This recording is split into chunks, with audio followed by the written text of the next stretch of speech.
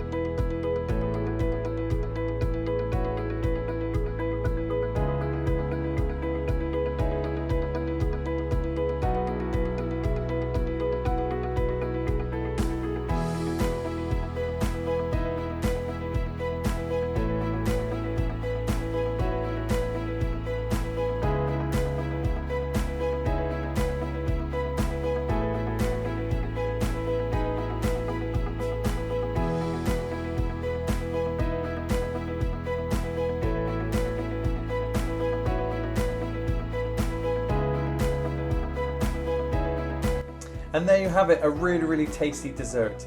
This recipe will serve up to 4 people and is really delicious. Don't forget to hit the subscribe and like button for more inspiration, and I will see you in the next one.